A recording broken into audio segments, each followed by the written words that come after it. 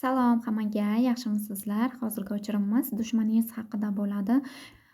Dushmaningizni hozirgi holatini, nimalar bo'lyapti hayotida va sizga nima qilyapti shu haqida o'chirim qilamiz. Layk bergan, obuna bo'lganlar uchun niyatimni oldim.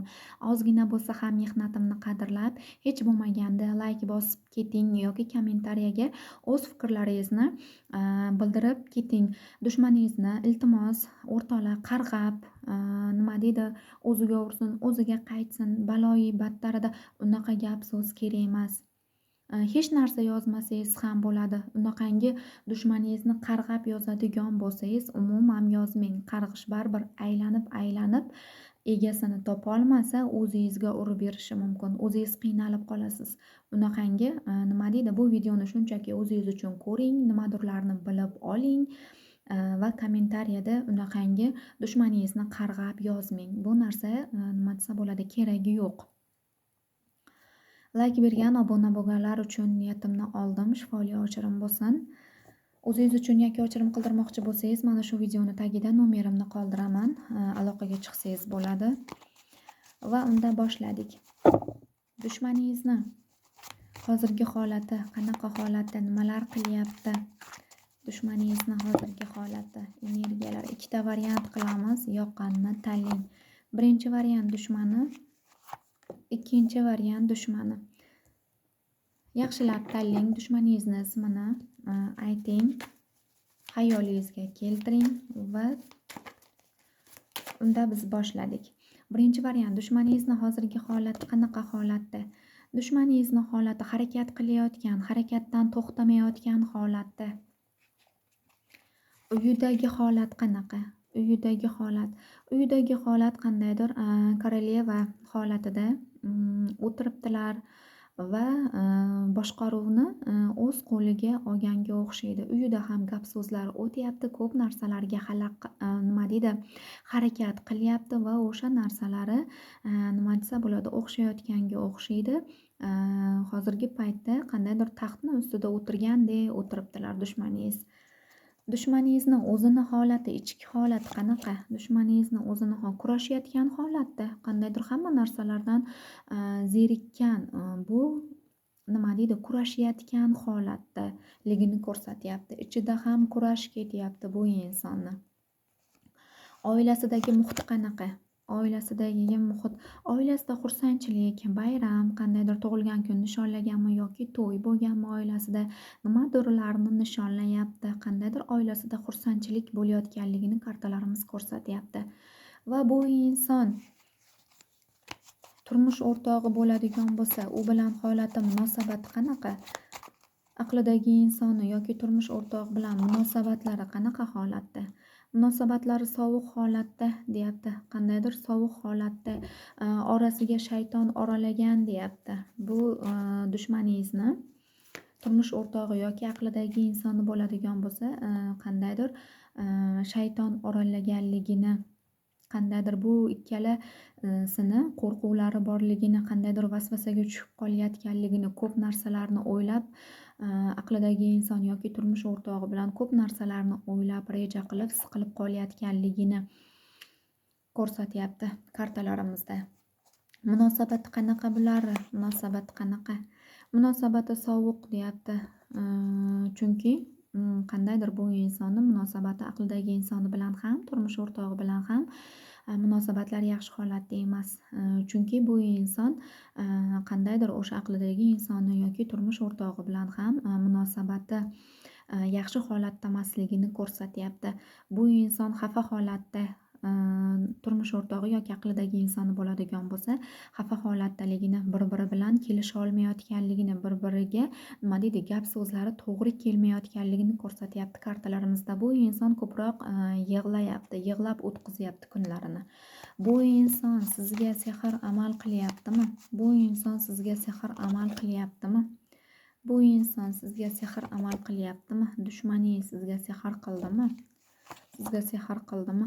Yo'q, hozirgi paytda dushmaningiz sizga hech qanday sehr amal qilayotgani yo'q. O'zini hayotini yaxshilash bilan ovoraligini ko'ryapmiz. Birinchi variant shunaqa bo'ldi. Ikkinchi variant, dushmaningizni hozirgi holati qanaqa holatlarda turibdi? Dushmaningizni hozirgi holati. Dushmaningizni holati, hayotga nazar tashlayaptilar, qandaydir ko'p narsalarni reja qilyaptilar, o'ylab turibdilar dushmaningiz. Dushmaningizni hozirgi ichki holati qanaqa? Hozirgi ichki holati qanaqa? Ichki holati nima deydi? Men hech narsadan qo'rqmayman, qandaydir kuchliman deb o'tiribdi. Ichki holati, ichki dunyosida qandaydir men har tomonlama yuqoriman deyapti. Harakat qilyapti, ko'p narsalarga erishish uchun harakat qilyapti bu inson. Oilasida muhit qanaqa? Oilasida muhit qanaqa? Oilasida muhit qandaydir yaxshi holatda, lekin bu inson oilasini ko'p bashorat qiluvchi insonlarga tekshirtirib turishini, ko'rsatib turishini kartalarimiz aytyapti. Qandaydir oilasiga ham bu inson sehr jodular qiladi deyapti kartalarimizda. Bu inson turmush o'rtog'i bilan yoki aqlidagi insoni bilan holati qanaqa? Turmush o'rtog'i bilan yoki aqlidagi insoni bilan holati qanaqa holatda bu insonni? Holati qandaydir yaxshi holatda, o'rtamiyona holatda, unaqangi yomon holatda emas. Bu inson nima deydi, doimiy ravishda qandaydir bashorat qiluvchi, ko'ruvchi insonlarga ko'rsatib, oilasini ham, oilasidagi insonlarni ham qandaydir o'ziga isitib, shunaqangi amallarni qilib yuradi shekilli. O'shaning hisobiga qandaydir bu insonni oilasida hozir unaqangi notinchlikni ko'rmayapman, yaxshi holatdaligini ko'ryapmiz. Bu inson sizga sehr amal qilyaptimi? Bu inson sizga sehr amal, shunga o'xshagan yomon negativ bu inson hozirgi paytda nima deydi, nishonga olib turibdi sizni. Qandaydir nishondasiz. Bu inson sizni uzoqdan kuzatyapti. Kuzatib qandaydir sizga o'sha yomon negativ energiyasini yubormoqchi. Chunki kartamizga yaxshilab e'tibor beradigan bo'lsangiz, nishonda turibsiz va qo'lida qandaydir amal ham turgan bo'lishi mumkin. O'shani sizga yubormoqchi bo'lib o'ylab turgan bo'lishi mumkin. Chunki bu yerda qora qarg'a, mushuklarni ko'ryapmiz. Va bu inson hozirgi paytda nima deydi, sizga sehr amal qildimi degan savolimizga kartalarimiz shuni ko'rsatyaptiki, albatta sehr amal qildi degan nima deydi, belgini beryapti. Bu narsa sizga qanchalik ta'sir qilyapti? Bu narsa sizga qanchalik ta'sirini o'tkazyapti? Kitoblardan qandaydir o'qilgan, o'sha nimadir qilgan bo'lsa, kitoblardan qandaydir o'qilgan duolar, kuchli nima deydi, magiya qilinganligini ham kartalarimiz ko'rsatyapti. Bu yerda qandaydir nimaga qilindi deganimizda, sizni hayotingizga, qandaydir xursandchiligingizga, oilangizdagi tinchlik, xotirjamlikka va bu yerda pul, qandaydir o'sha taom ko'rinyapti kartalarimizda. Bu nima degani? O'sha sizni yeb ichishingizga, rizqingizga, pul kanallaringizga, qandaydir turmush o'rtog'ingizga qilingan amal bo'lishi mumkin deyapti. Sizga qilingan bo'lsa ham, qandaydir sizni ruhingiz toza bo'lsa, bu narsa nima deydi, sizga ham va turmush o'rtog'ingizga ham o'ta kuchli ravishda ziyon keltirib qo'yishini, o'sha rizqlaringiz, barakalaringiz, pul kanallaringizda ozgina muammo bo'lib qolishini kartalarimiz nima deydi, ko'rsatyapti. Bilingki, sehr amal ruhi toza, ruhi pok insonlarga tezroq ta'sir qilar ekan.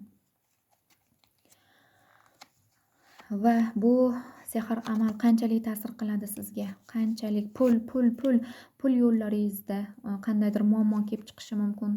Kutayotgan pullaringiz sizga qandaydir kelmay qolishi mumkin yoki ishxonangizdan pul ola olmasligingiz mumkin yoki qayerdadir ishlaysiz, o'sha pulingizni sizga siz xohlagan vaqtda yetib kela olmasligi mumkin.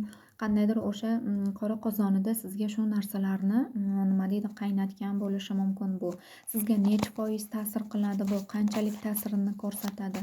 Sizga qanchalik ta'sirini ko'rsatadi? Bu qilingan amal sizga qanchalik ta'sirini ko'rsatadi?